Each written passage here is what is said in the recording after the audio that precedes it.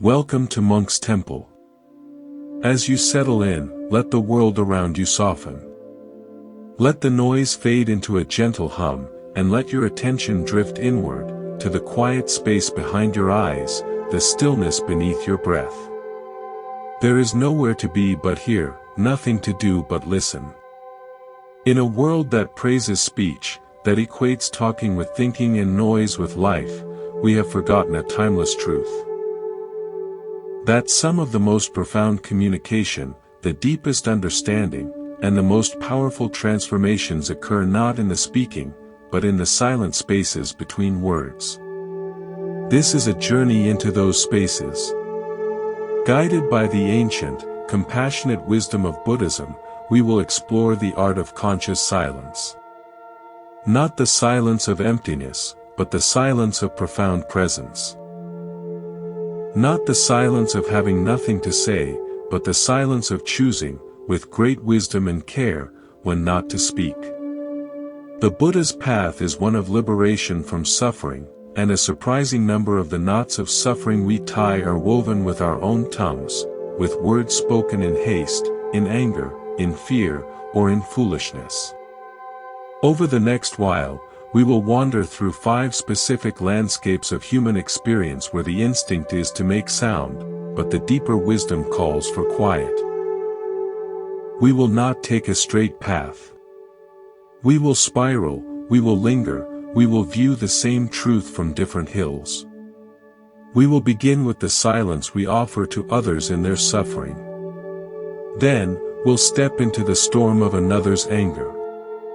We'll visit the quiet room of our own pain, navigate the murky waters of gossip, and finally, we'll learn the tactical silence of conflict.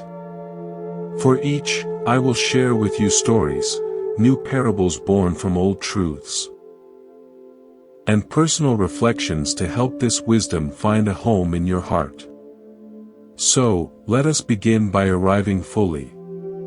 Let your body be at ease. Let your eyes gently close. And bring your awareness to the simple rise and fall of your chest. Breathe in, and arrive in this sanctuary of now. Breathe out, and release the day's burdens. Breathe in, and invite a sense of open curiosity. Breathe out, and let go of the need to know. Breathe in, and feel the quiet listener within. Breathe out, and settle into being that listener. Our first sacred silence is one of pure offering, the silence we practice when in the presence of another's deep suffering. When we see a friend drowning in grief, a loved one facing illness, or even a stranger in visible despair, our most human impulse is to reach for words. We want to comfort, to fix, to make sense of the senseless. We say, "I'm so sorry," or "everything happens for a reason," or "I know how you feel." These words, though born of care, often spring from our own discomfort. We are afraid of the raw, untidy reality of another's pain, so we try to tidy it up with language. Buddhism, with its heart of boundless compassion or Karuna, suggests a more humble and courageous path.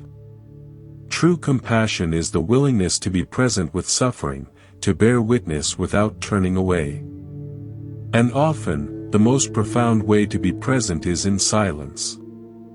Your silence in this context is not an absence. It is a fullness. It is a listening so deep it hears the words between the sobs, the meaning in the quiet. It communicates on a level deeper than language. I am here. Your pain is safe with me. You do not have to explain it or make it pretty for my sake. I can hold this space with you. Imagine suffering as a deep, dark well. The person you care for is at the bottom of that well.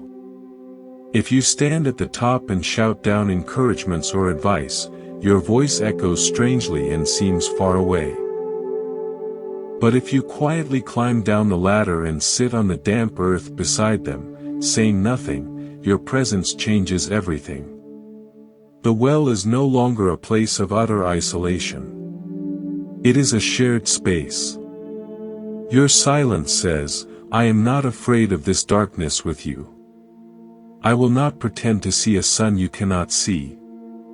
I am simply here, sharing the reality of this moment with you. This silence is an act of deep respect for the sanctity of another's journey.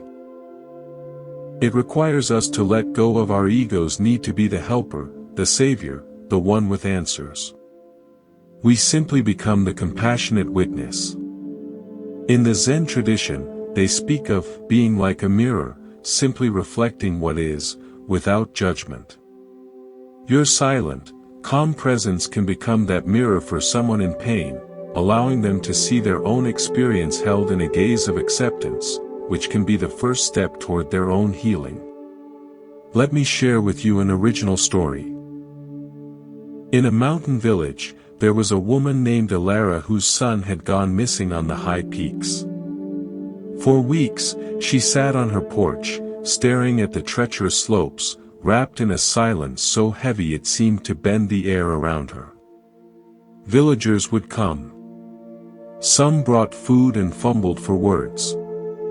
Some quoted scripture about God's plan. Some told stories of other lost children who had returned. Ilara would nod politely, but her eyes remained locked on the mountains, distant and hollow. One afternoon, an old woodcarver named Silas came. He did not bring bread or words. He simply sat on the step below her chair.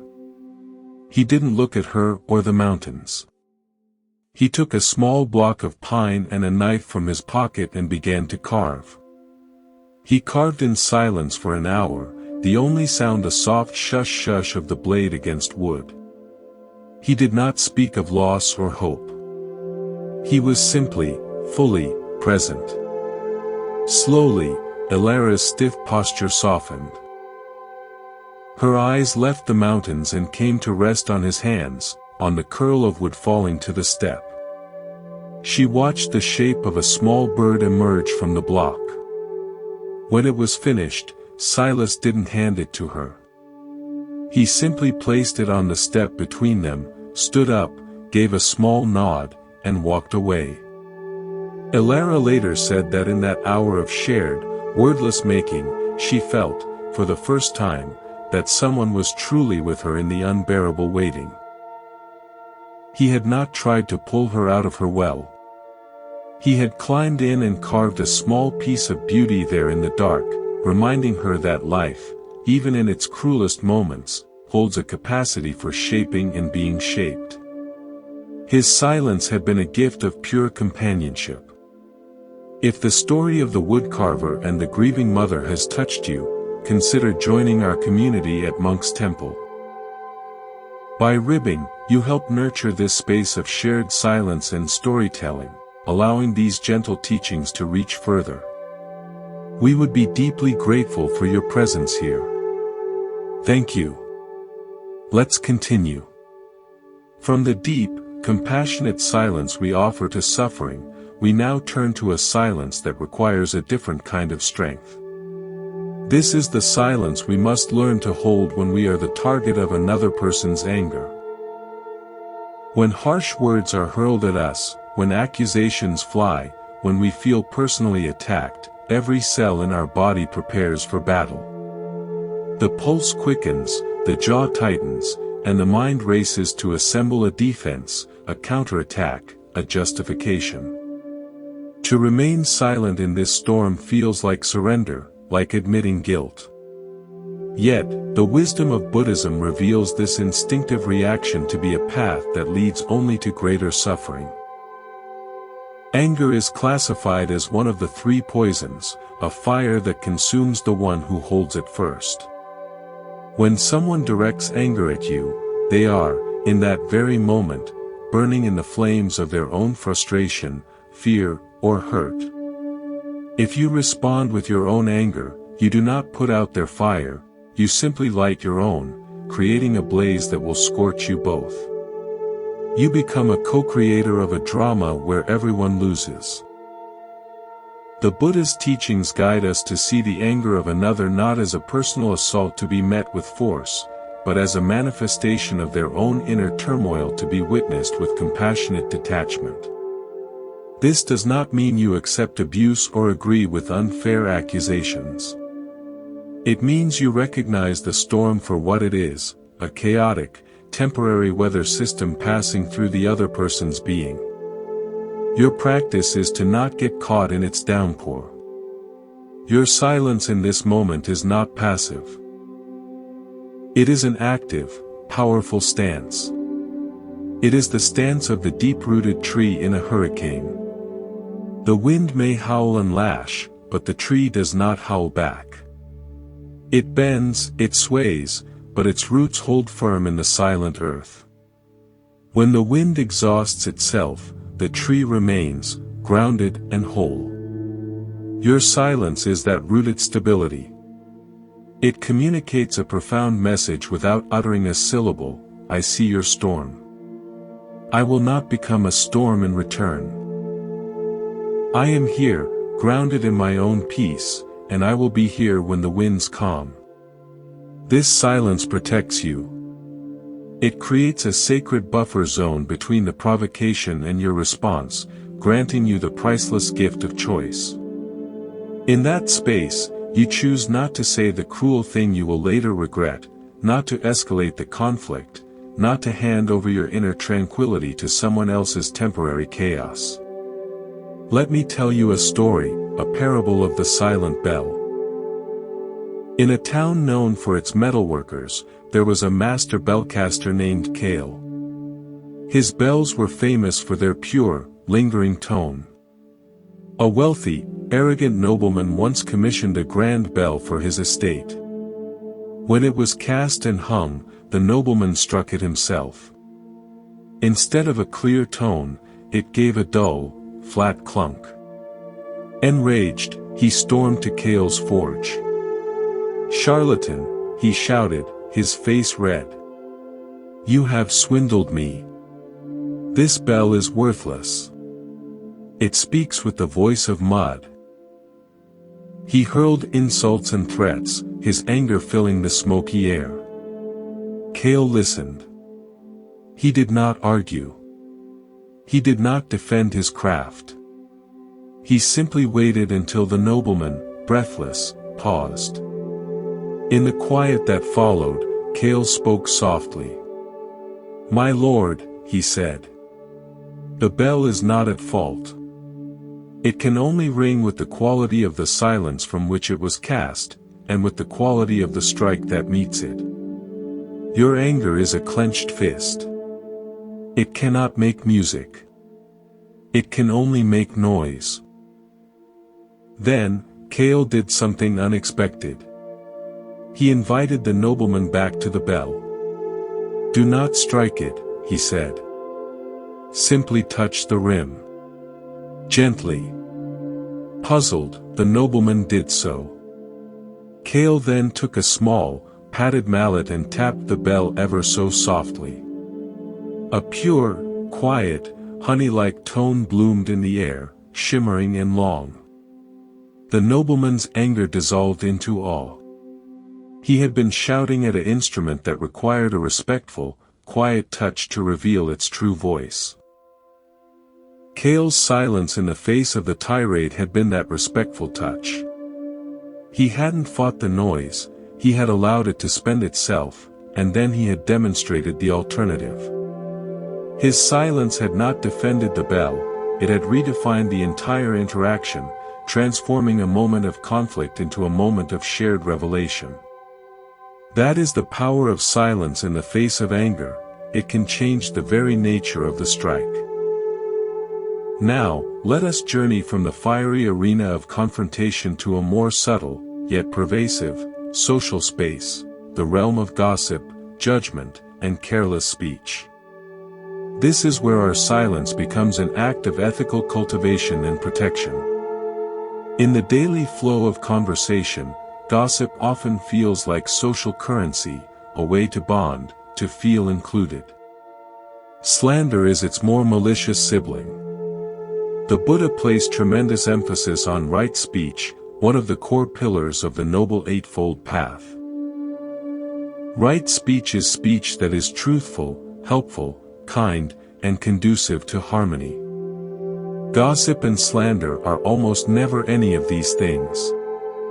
They are often untruthful or exaggerated, rarely helpful, almost never kind, and they sow seeds of discord and distrust. When you participate in gossip, you are first and foremost harming yourself. You are cultivating a mind that looks for faults, that delights in the misfortunes of others, that sees people as characters in a drama rather than as complex, feeling beings. You are planting weeds in the garden of your own consciousness. Your silence in the face of gossip, therefore, is not just a personal preference, it is a moral stand. It is a refusal to participate in the poisoning of the communal well. Imagine every word as a pebble dropped into the pond of collective awareness.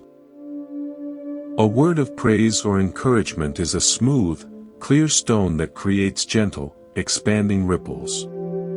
A word of gossip is a pebble coated in a sticky, black tar.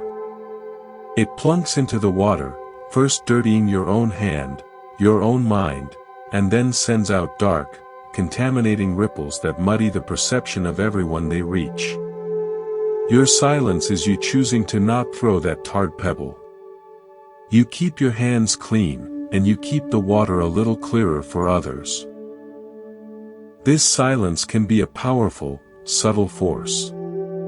In a group engaged in negative talk, your quiet non-participation creates a void. It can make others self-conscious, encourage them to reflect, or simply drain the energy from the negative conversation. You might gently change the subject to something life-affirming.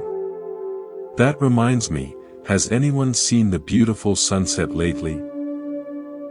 Your silence, followed by a positive redirection, acts as a gentle rudder, steering the ship of conversation back toward healthier waters. I recall a story from a small community where I once lived. There were two farmers, Hal and Tom, whose lands bordered each other. A misunderstanding about a water line festered into a feud. The local market became a stage where each man's supporters would dissect the other's character, spreading stories that grew more elaborate with each telling. The air was thick with unkindness. One elderly woman, Genevieve, who bought eggs from both farms, never participated. When the talk would start, she would simply become very quiet, her attention seeming to turn inward.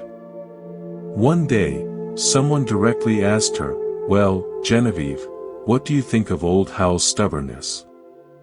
She looked up, her eyes clear. "I think," she said slowly, "that Hal's hens lay the brownest eggs I've ever seen, and Tom's wife makes the best blackberry jam in the county. It's a wonder, isn't it, what the land provides when we tend to it?" Then she went back to examining the produce. Her words were not a defense of either man. They were a simple, silent refusal to enter the arena of character assassination, and a conscious redirection of attention to the tangible, good things that existed. She didn't argue against the gossip, she built a small, quiet monument to something else entirely. And in doing so, she offered a third way. A way of seeing that was not through the lens of conflict, but through the lens of simple, appreciative fact. Her silence had been the fertile ground from which those healing words could grow. Let's continue. We have explored the compassionate silence for suffering, the rooted silence against anger, and the ethical silence in the face of gossip. Now, we turn to a silence that is deeply intimate, a sanctuary we must learn to build within ourselves. This is the silence we practice when we are the ones who are suffering. When grief, anxiety, failure, or loneliness washes over us, our own minds can become a crowded, noisy courtroom. A harsh judge presides, witnesses replay painful memories, and a frantic lawyer argues for our inadequacy. We might try to flee this internal noise by losing ourselves in distraction, or we might desperately seek external validation, hoping someone else's words will silence our own inner critic. Buddhism begins with a clear-eyed acknowledgement of this very human experience, the first noble truth of dukkha, often translated as suffering, stress, or unsatisfactoriness. The path through dukkha is not to outrun it or shout it down, but to understand its nature. And understanding requires a quality of attention that is only possible in stillness. This is where self-compassionate silence becomes our greatest refuge and our wisest teacher. Imagine your emotional pain as a wild bird that has flown into the room of your awareness. It is terrified, fluttering against the windows, knocking things over. If you chase it with shouts, wave your arms, and try to corner it, you will only terrify it more, perhaps causing it to injure itself. Your frantic, worried thoughts are those shouts and waves. The practice of silence is to slowly, gently, sit down on the floor. To become very still. To breathe softly and regularly. To create a calm, non-threatening presence in the room. You stop trying to solve the problem of the bird. You simply offer it a safe, quiet space. Eventually, exhausted, the bird will alight on a curtain rod or a bookshelf. It may still be trembling, but it is no longer in panic.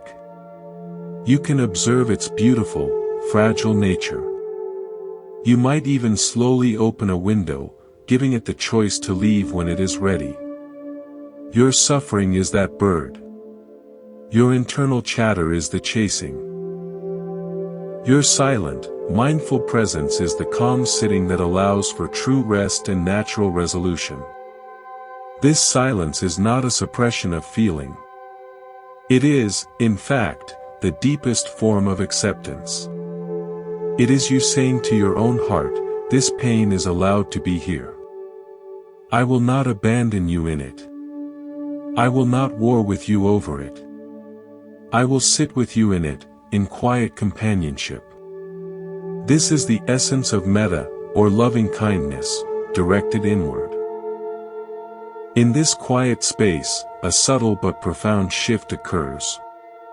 The solid, overwhelming story of your suffering, I am ruined, this is my fault, I can't bear this, begins to lose its solidity.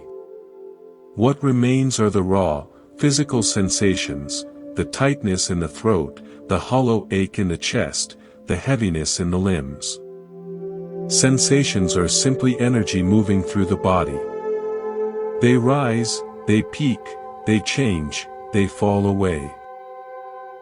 By resting in silence and turning your attention to the direct physical experience, you step out of the exhausting mental drama and make contact with the actual, manageable reality of the moment. You realize, this is a sensation of pressure. This is a sensation of heat. And sensations, however intense, are transient. They are weather passing through the vast, open sky of your awareness. They are not the sky itself. I will share with you a personal memory of learning this.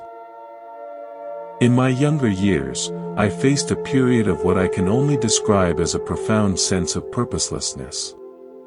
It wasn't a dramatic crisis, but a slow, gray fog that settled over everything.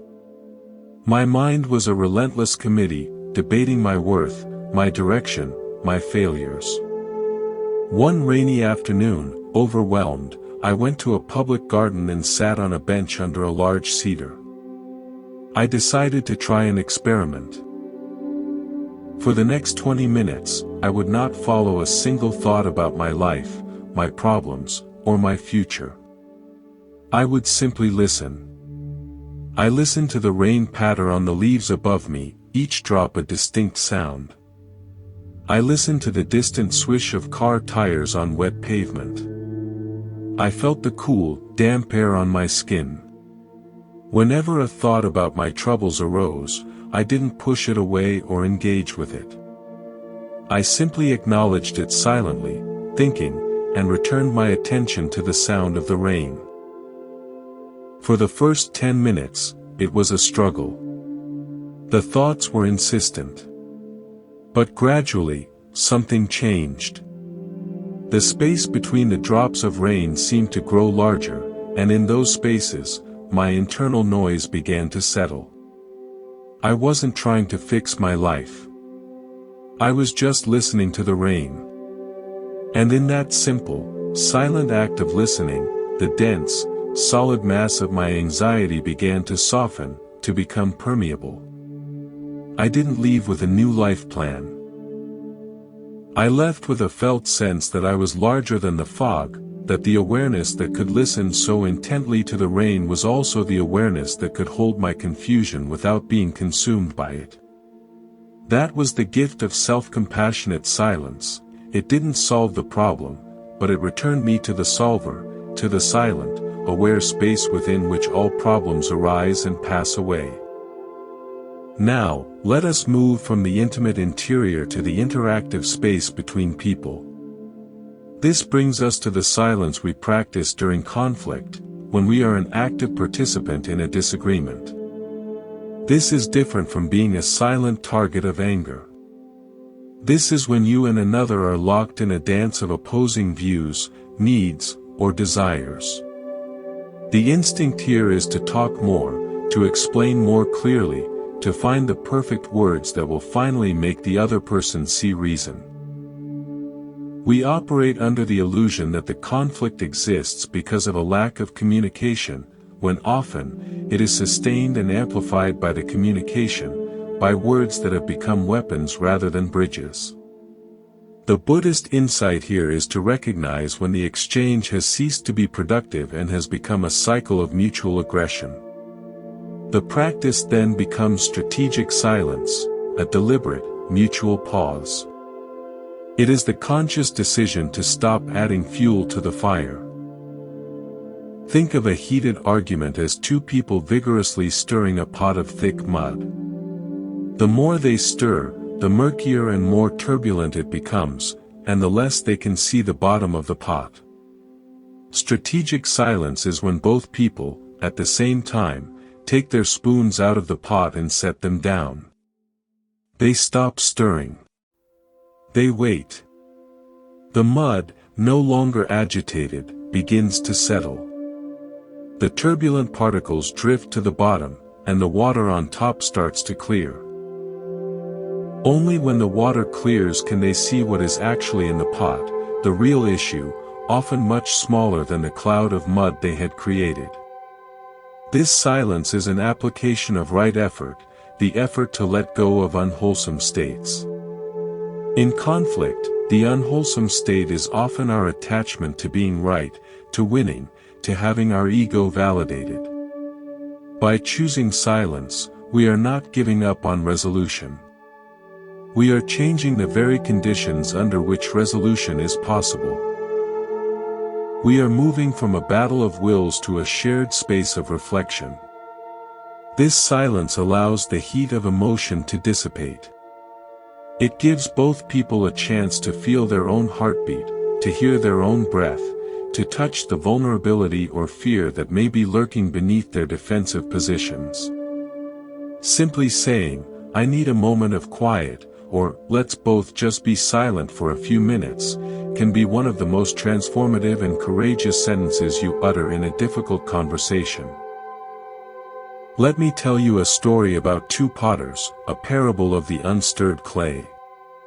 In a village, there were two master potters, Lena and Bo. Lena's clay was famed for its smooth, elegant forms. Bo's pots were known for their bold, imaginative glazes.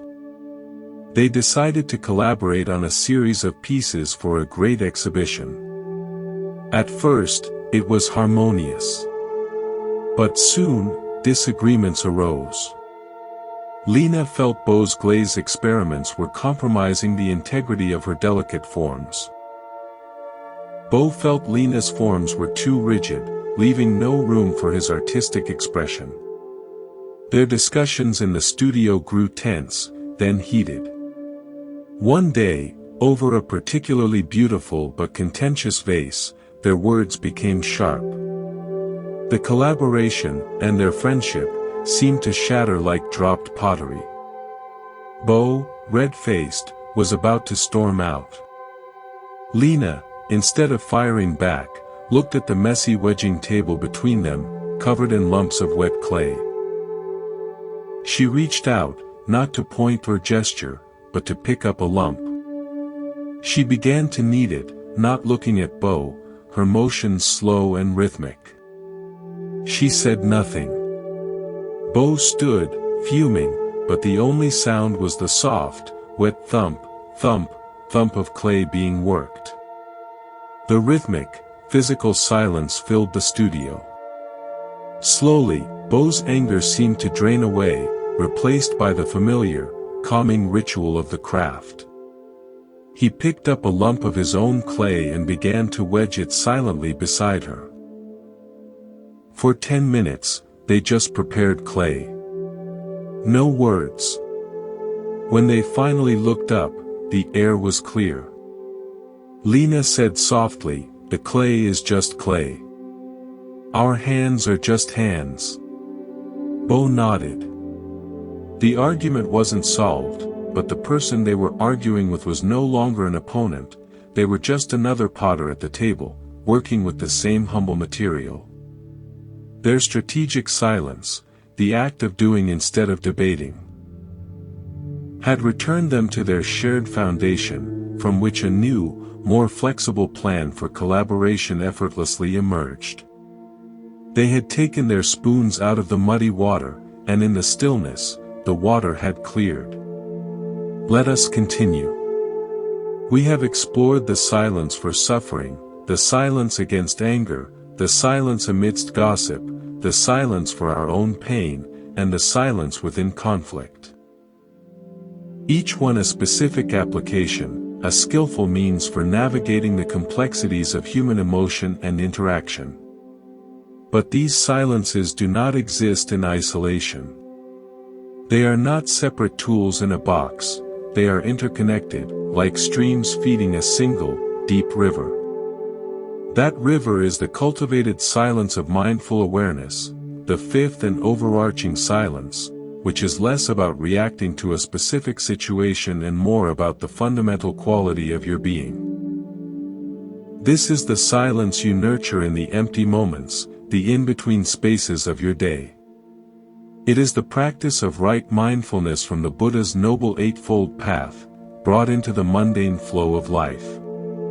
It is learning to inhabit the silent witness within you, the one who watches the breath, feels the sensation, hears the sound, without immediately layering a story, a judgment, or a plan on top of it. In our habitual state, we are almost always commenting on our experience. We taste soup and think, this needs more salt, instead of simply tasting the soup. We hear a bird and think, that's a robin, instead of simply hearing the melody. We walk and think about our destination, instead of feeling the lift and fall of each foot. This constant internal narration is like a radio playing static over the beautiful, intricate symphony of direct experience. The practice of everyday mindfulness silence is the gentle act of turning that radio off, even for just a few seconds at a time. You are not trying to stop thoughts, that is impossible. You are simply choosing, again and again, to rest your attention in the sensory reality that exists before the thought labels it. This is the silence between thoughts. It is the space from which thoughts emerge and into which they dissolve. By familiarizing yourself with this space, you perform the most important spiritual task. You disidentify with the chatter and remember yourself as the aware space in which the chatter happens. How do we cultivate this? Through micro-practices of pure attention. It is the 3 breaths you take, fully feeling each one, before you open your eyes in the morning. It is the 30 seconds of truly listening to the sound of water filling your kettle, without mentally rushing to the next task. It is feeling the texture of a doorknob in your hand as you turn it. In these moments, you are not doing anything special. You are simply being completely present with an ordinary activity. You are sweeping the silence, as the old teaching goes. You are performing the action with such undivided, quiet attention that the action itself becomes a meditation, a portal into the timeless present. This cultivated silence is the training ground for all the other silences. When gossip arises, the mental muscle you've built by mindfully sipping your tea allows you to notice the impulse to speak and choose otherwise. When anger flares, the stability you found in feeling 3 conscious breaths becomes the anchor that holds you steady.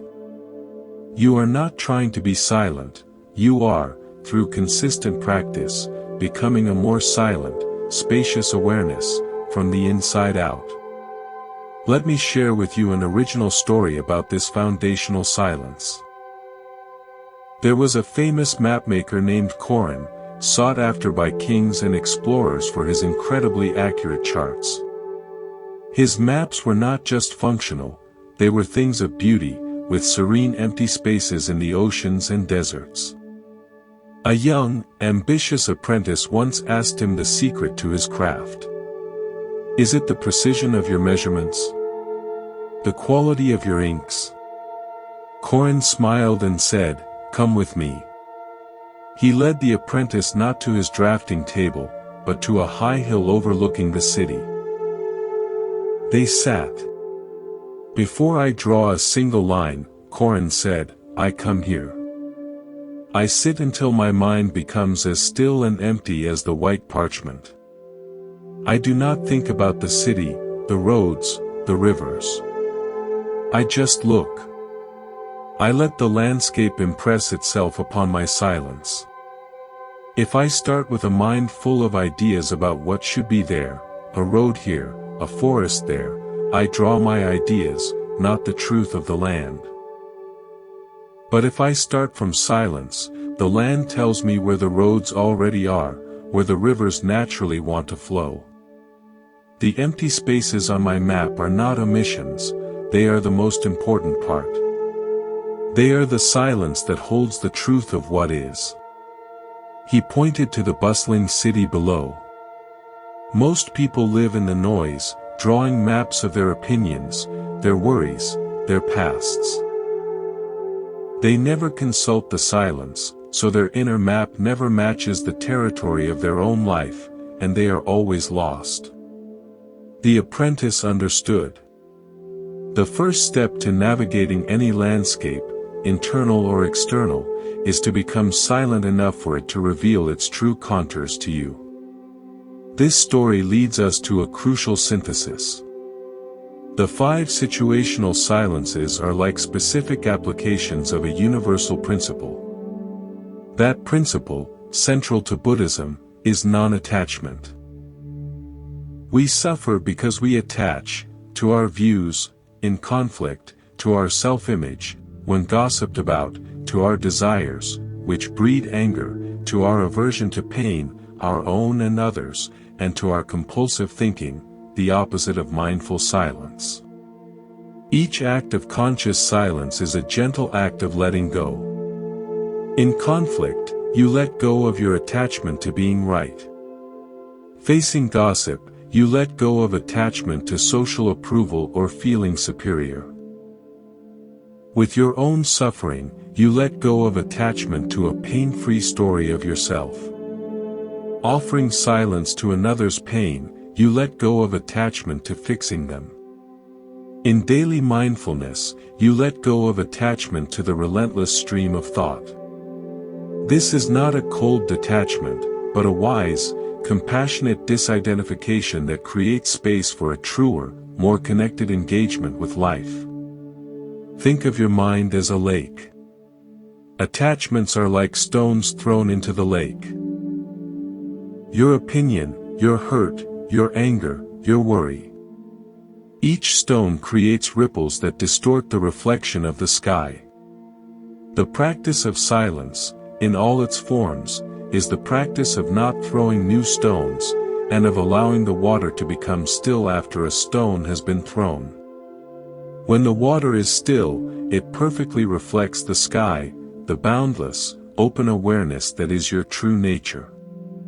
It also reflects the trees on the shore, other people, with perfect clarity, undistorted by your ripples. From this still, clear state, your actions and words, when they do come, are not reactive splashes but intentional, compassionate, and accurate responses to what is actually in front of you. I will share one last, personal reflection on how these threads weave together. Early in my practice, I viewed silence as something to achieve, a state to grasp. I would sit in meditation, fiercely trying to quiet my mind, which of course created more noise. My teacher observed my struggle. One day, he handed me a small, smooth river stone. "Your job," he said, "is not to make the pond still. Your job is to place this stone gently, and watch the ripples. Then, do nothing. Just watch them spread, peak, and gradually vanish back into stillness. Do not try to smooth them with your hand. Your attention is the stone. Your thoughts are the ripples.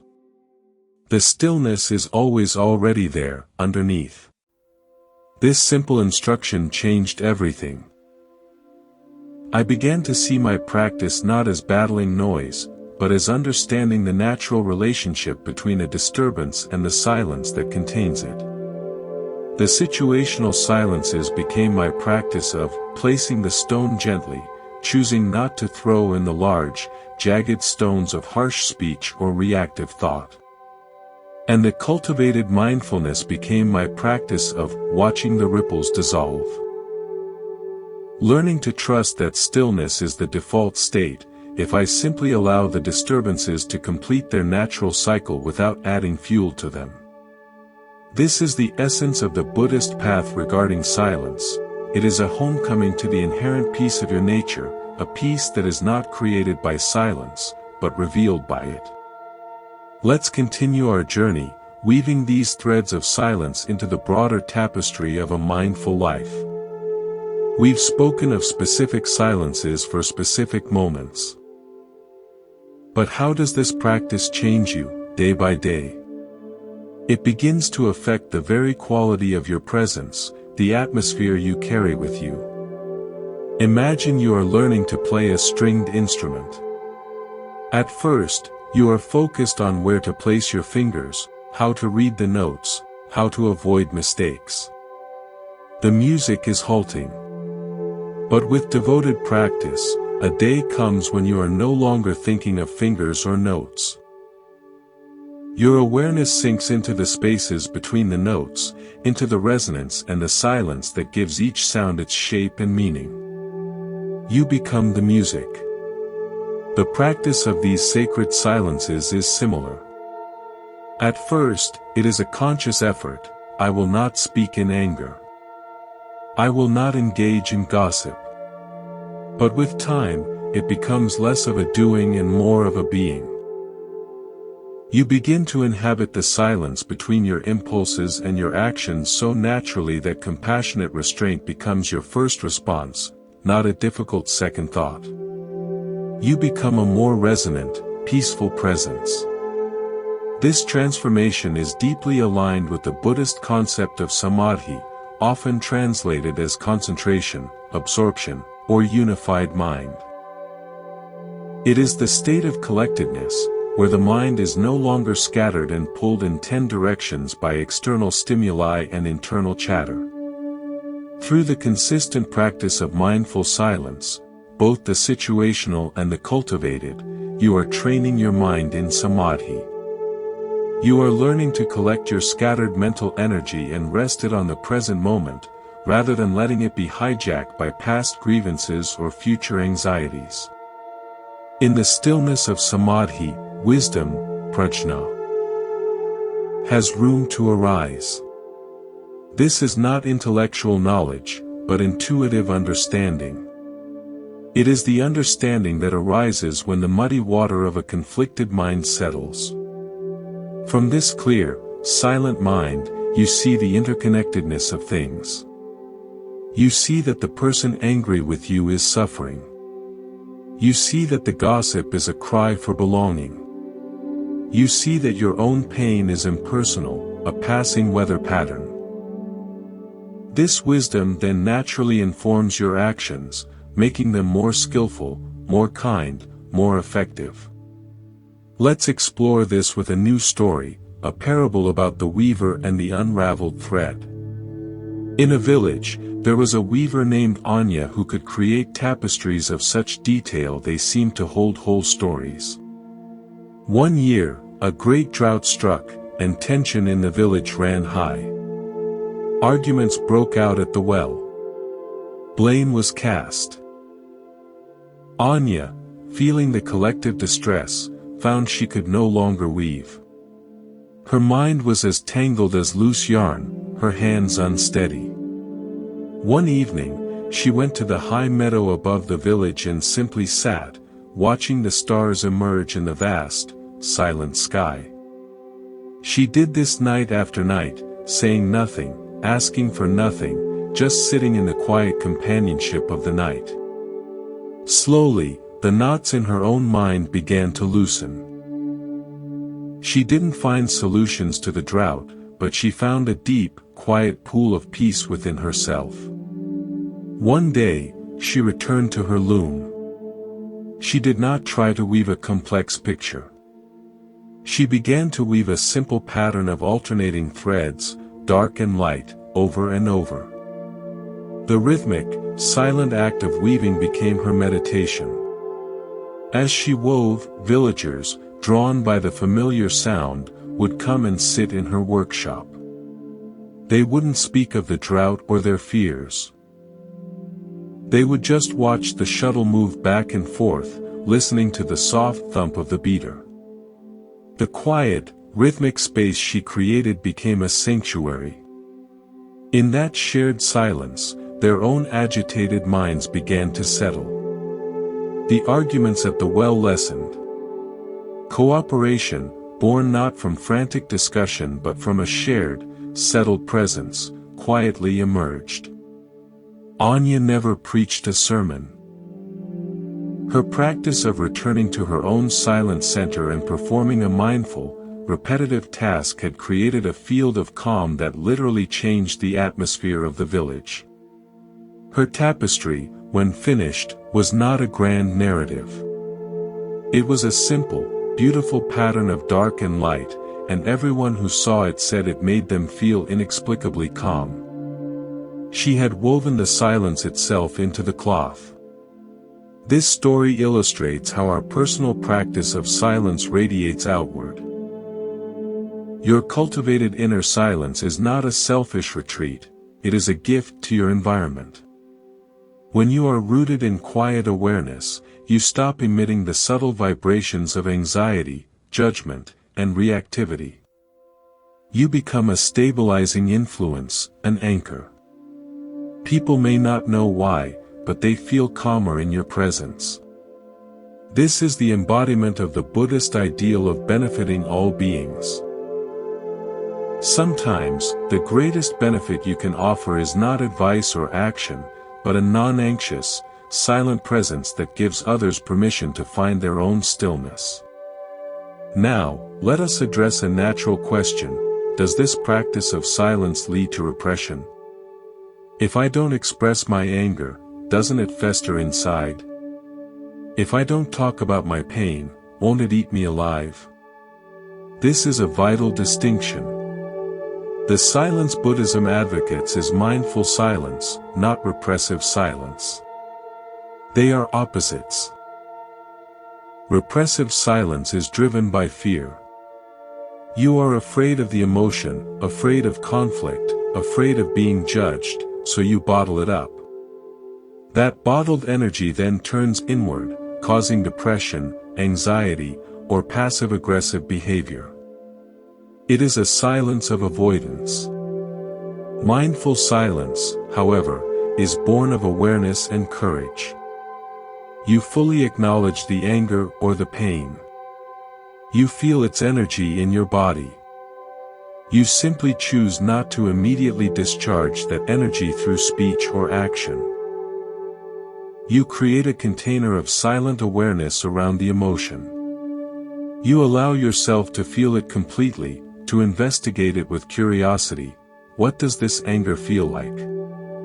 Where is it in my body? What thought is feeding it? In that spacious, silent container, the emotion is met with acceptance, not resistance. And a fundamental law of energy is that what is fully accepted and witnessed begins to transform. Anger, held in mindful silence, often reveals itself as hurt or fear. Grief, held in mindful silence, softens into sacred sadness and then into release. This silence is not a wall that traps the emotion, it is a wide, open sky that allows the emotion to exist and move through without causing a storm on the ground. Think of it as the difference between damming a river and walking beside it. Repressive silence is the dam. It blocks the flow, creating immense pressure that will eventually break. Mindful silence is you walking along the riverbank, observing the turbulent water, listening to its sound, but not jumping in and being swept away. You are present with the river, but you are not the river. This is the profound middle way the Buddha taught, neither suppression nor indulgence, but wise, compassionate observation. I will share a personal insight on this. For years, I struggled with a quick temper.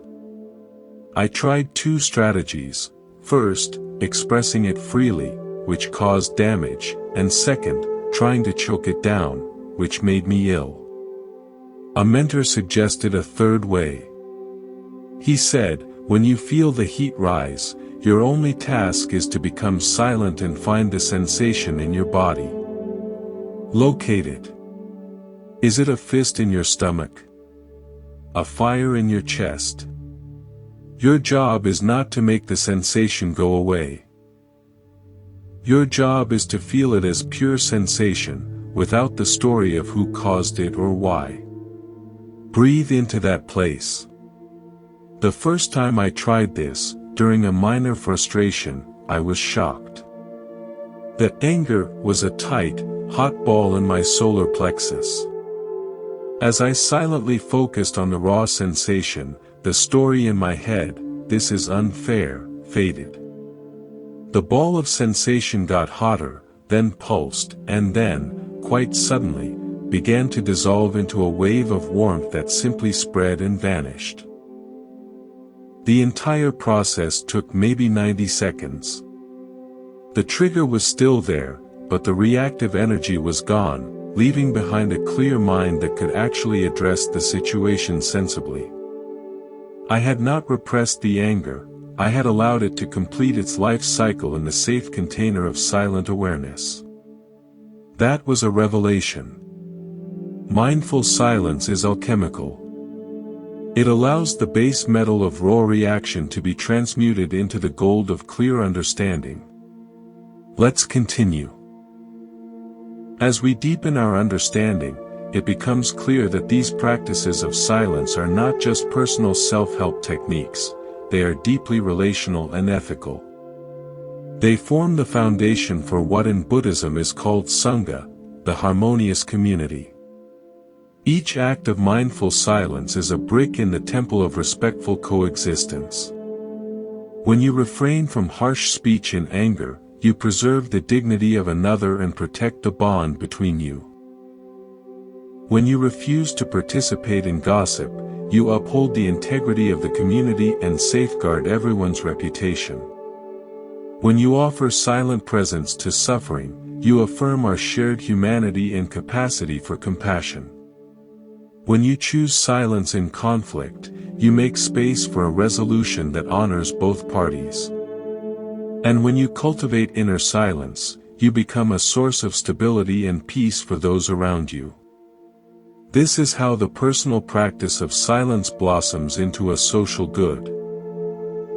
It is a quiet but powerful form of leadership, leading by example, not by command, by creating space, not by filling it with noise.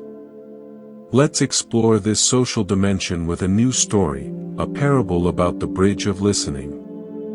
Between two villages separated by a swift river, there was an old wooden bridge. Over generations, disputes over fishing rights and trade had caused animosity. The bridge, though still standing, felt like a no-man's land. People would cross it quickly, heads down, or sometimes shout insults across it. A wandering teacher arrived and asked to meet with elders from both villages. Instead of proposing a treaty or a debate, he made a simple request. For one moon cycle, he said, I ask that anyone who needs to cross the bridge does so in complete silence. No words, no gestures. Just cross. Skeptical but weary of conflict, they agreed. The first days were strange and tense. People crossed looking at the planks, at the river, anywhere but at each other. But in the enforced silence, something unexpected happened. Without words to reinforce old grievances, people began to notice each other. They saw the tiredness in a fisherman's eyes, the careful way a mother held her child's hand, the shared human act of simply crossing a bridge. They heard the sounds they had drowned out with their arguments, the river's flow, the wind in the willows, their own footsteps. The silence became a shared experience, a neutral ground. By the moon's end, the silence had done what words could not. It had created a space where seeing could happen without the filter of old stories. When speech was finally allowed again, the first words spoken on the bridge were not accusations, but a greeting, good morning. The bridge was no longer a barrier, it had become a connector again, because the practice of crossing it in silence had reminded everyone of what they shared. The need to cross, the sound of the river, the air they breathed. The teacher's wisdom was this: sometimes, to heal communication, you must first stop communicating in the old, broken way. You must create a silent clearing where new understanding can take root. This story leads us to another cornerstone of Buddhist practice relevant to our theme, right view. Right view is the understanding of the nature of reality as taught by the Buddha. The principles of impermanence, non-self, and the law of karma. How does silence relate to right view? Silence is the practice that allows right view to flower in your direct experience. When you are caught in reactive speech, you are operating from a wrong view, the view that, I am a solid, separate self that must defend itself, that my opinions are absolutely true, that this moment of anger or pain is permanent. Silence creates the gap where you can question those assumptions. In the silent space after an insult, you might notice the insult itself is just a sound that arose and passed away, impermanence. You might notice the me that feels heard is just a collection of shifting feelings and thoughts, not a solid entity, non-self. And you might see that responding with more harsh words will only plant seeds for future conflict, karma. Silence, therefore, is not just an ethical choice, it is an epistemological one. It is the choice to stop telling yourself stories about reality long enough to perceive reality directly. Think of your mind as a busy, dusty attic full of old furniture, your opinions, memories, biases. You're constantly rearranging the furniture, arguing about its placement, but you can't see the floor or the walls. The practice of silence is like stopping all activity, sitting down in the middle of the room, and letting the dust settle. As the dust settles, sunlight from a window, awareness, streams in. You begin to see the actual dimensions of the attic, the quality of the light, the space itself. You see that the furniture is just furniture, occupying but not defining the space. This clear seeing is right view. And it only becomes possible when you stop the constant activity of mental rearrangement, which is often fueled by internal and external speech. Now, let us consider a practical application that ties many of these threads together, the practice of mindful listening. This is perhaps the most active form of sacred silence. It is not just not speaking, it is a wholehearted, silent offering of your attention to another.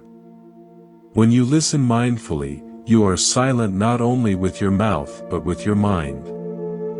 You are not planning your response, judging their words, or comparing their story to yours. You are fully present, receiving their words as they are. This is an immense gift. In a world where everyone is broadcasting, a true listener is a rare sanctuary. Mindful listening embodies the silence for suffering. You listen to their pain, the silence in conflict, you hear their perspective without interruption, and the silence against gossip, you receive their words without immediately passing them on. It is an act of Metta and Karuna, loving kindness and compassion, made tangible. A simple way to practice is this: in your next conversation, make a silent vow. For the next 2 minutes, I will only listen. I will not formulate a reply. I will just receive. Feel the difference. Notice the texture of their voice, the pauses, the emotions behind the words. See the person speaking, not just as a source of information or a problem to be solved, but as a living, feeling being expressing their reality. This silent, receptive space you hold can be more healing than any advice you could give. I recall a time when I was seeking counsel from a teacher, pouring out a complex problem involving several people. I talked for a long time, laying out all the angles, the injustices, my confusions. The teacher listened in complete silence, her attention unwavering. When I finally ran out of words, there was a long pause. I expected profound analysis. Instead, she simply said, "That sounds very difficult. Thank you for telling me." And she smiled. In that moment, I didn't need analysis.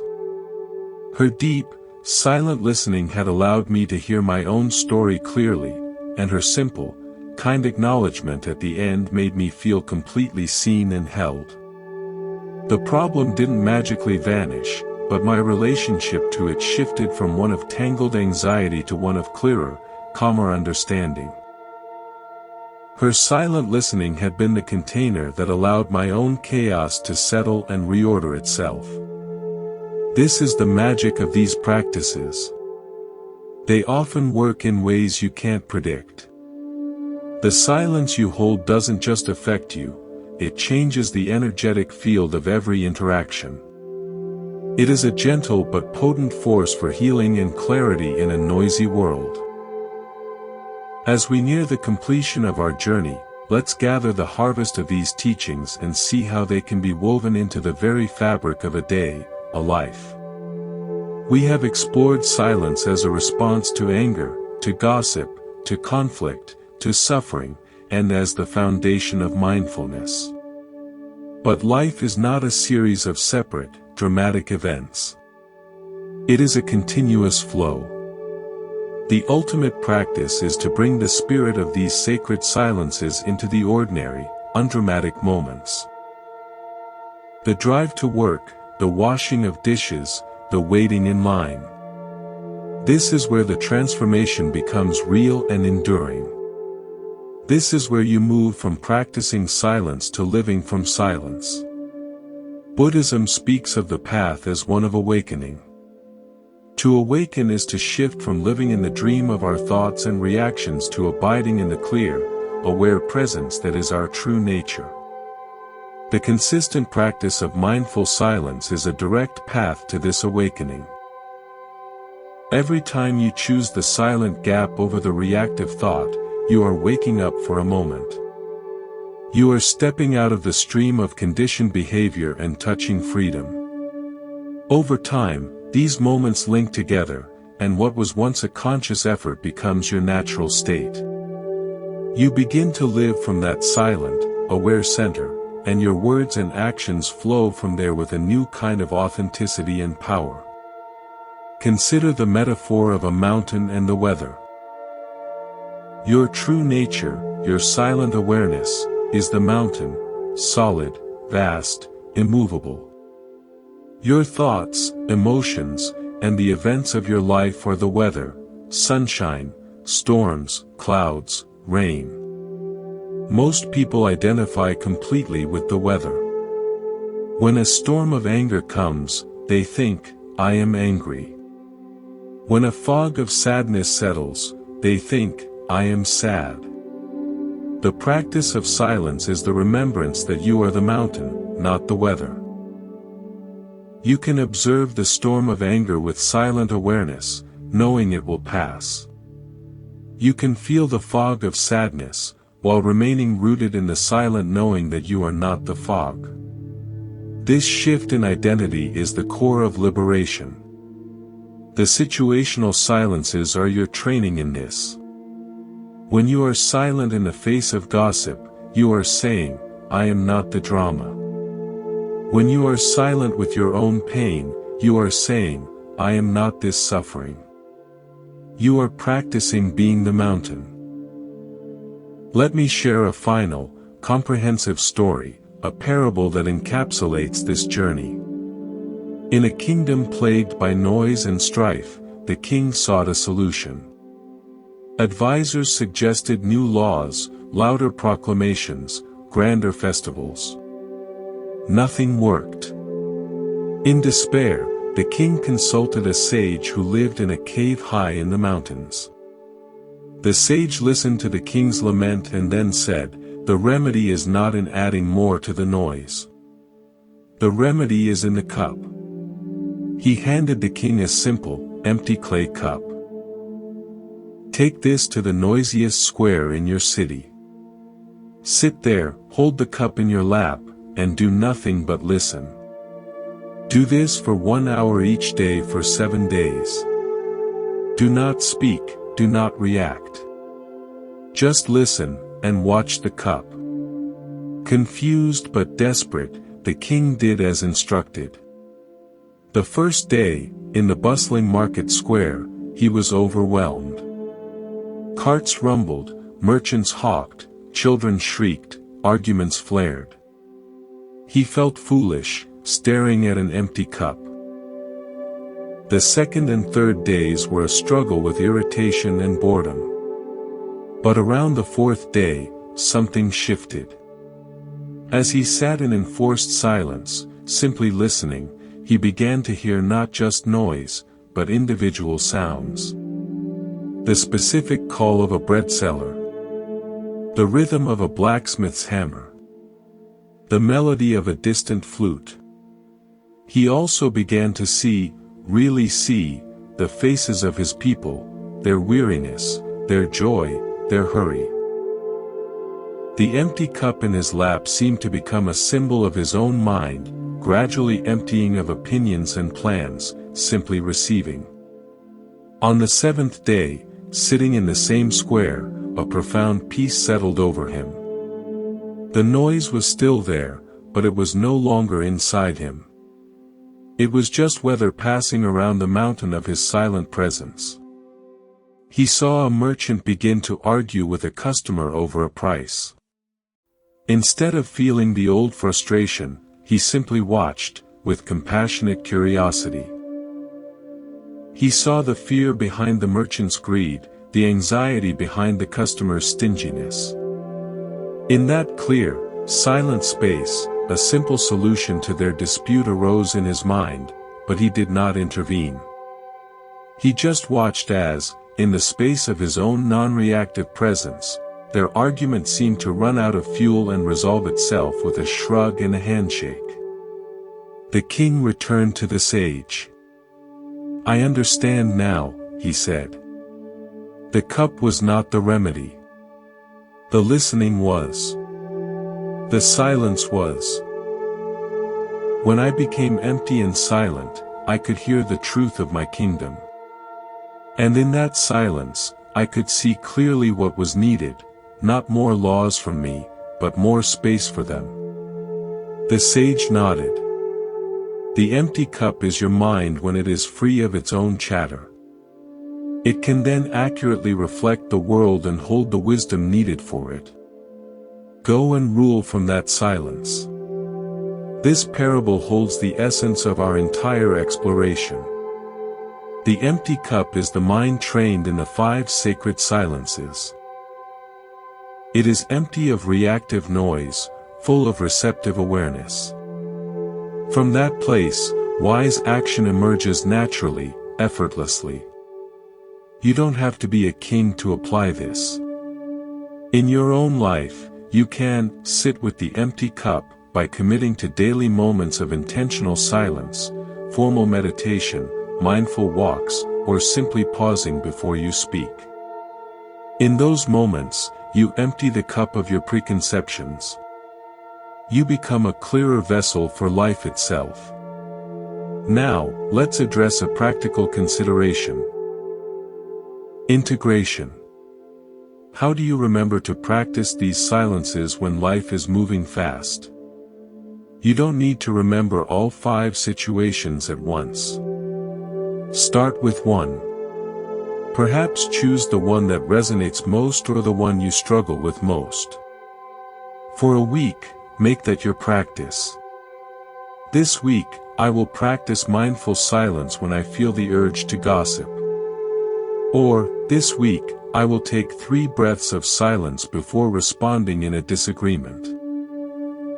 Place a small, neutral object on your desk or in your pocket, a smooth stone, a single bead, as a reminder of your commitment.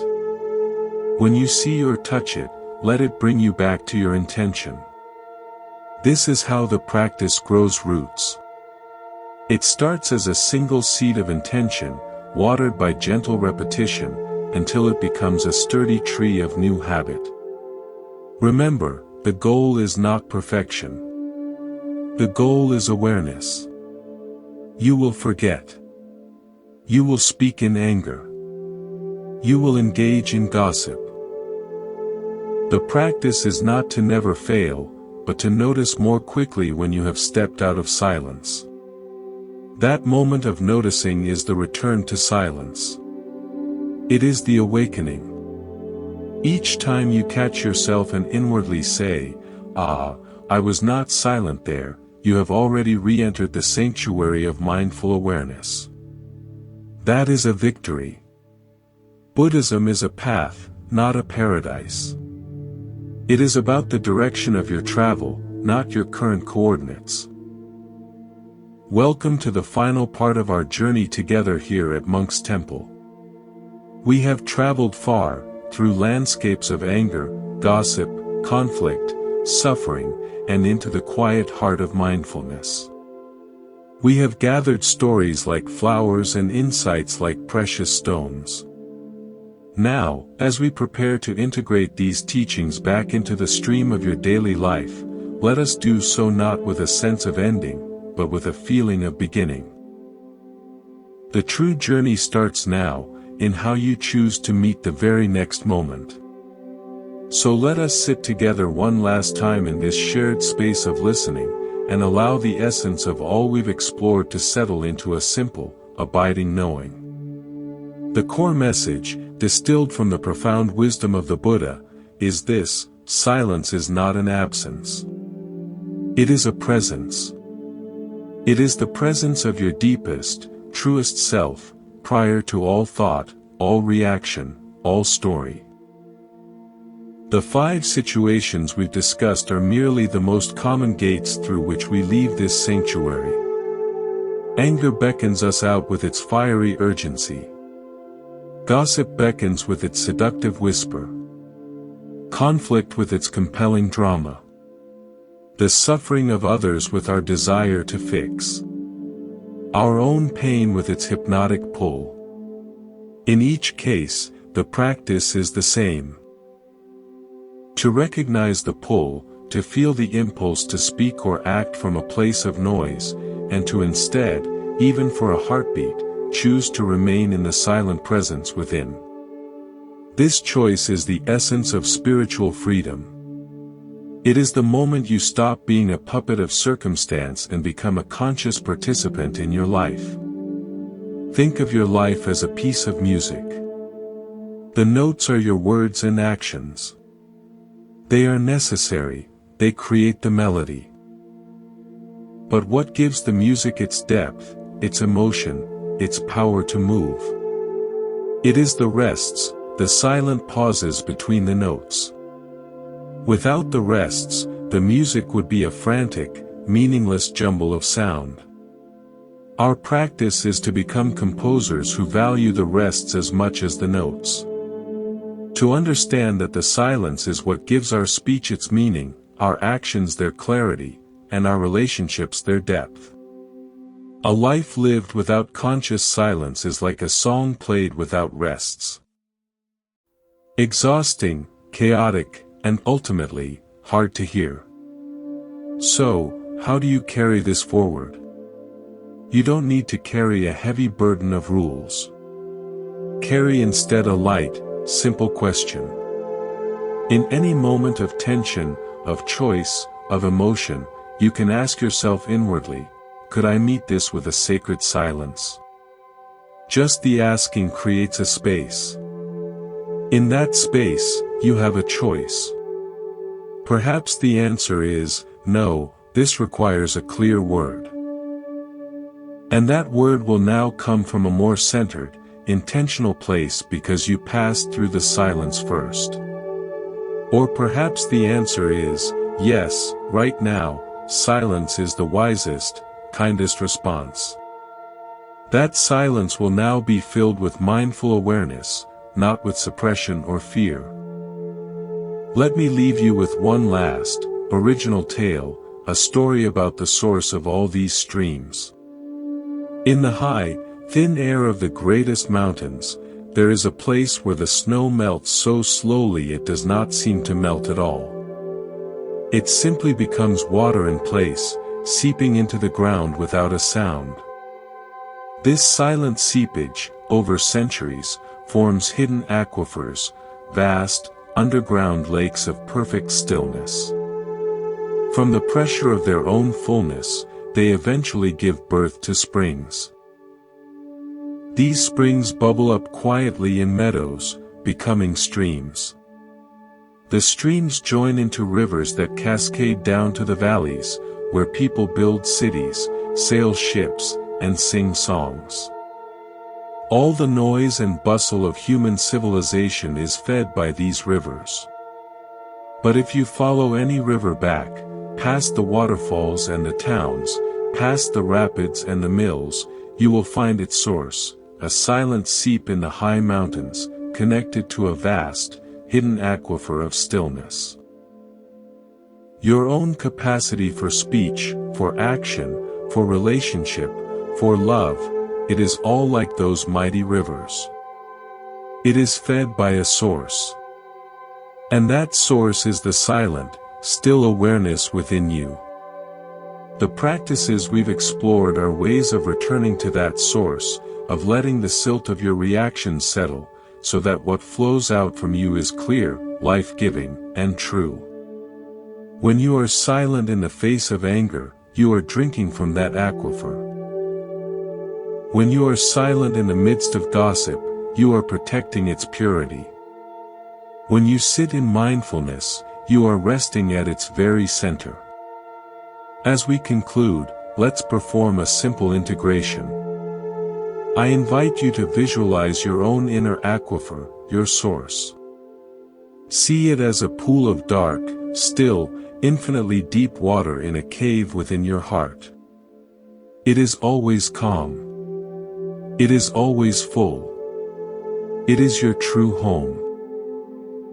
Now, imagine the 5 situations we've discussed as 5 different streams trying to draw water from this pool, but in a muddy, turbulent way.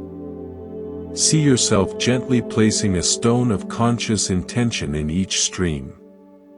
The stone of restraint in the stream of anger. The stone of integrity in the stream of gossip. The stone of space in the stream of conflict.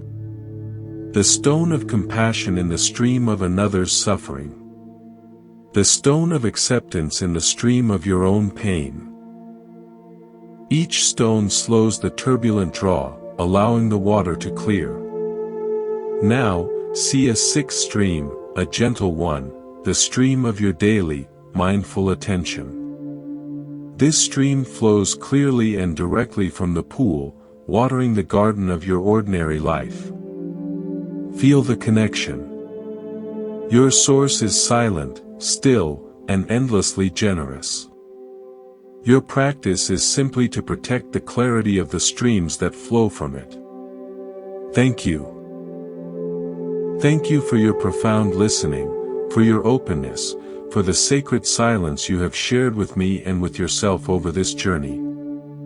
This is the community of Monk's Temple, not a place, but a quality of attention, a commitment to returning to the source. As you go forward, may you walk with a quieter step. May you listen with a more open heart. May you speak from a deeper place. And when in doubt, may you remember the transformative, healing, wise power of simply being silent. Let us close with 3 breaths, sealing this intention. Breathe in, drawing peace from the silent source within. Breathe out, offering that peace to your own body and mind. Breathe in, feeling gratitude for this path of awakening. Breathe out, carrying this awakening into your world. Breathe in. I am silence. Breathe out. I am peace. Be well, be gentle, be silent in all the ways that heal. This is Monk's Temple, always here, within you.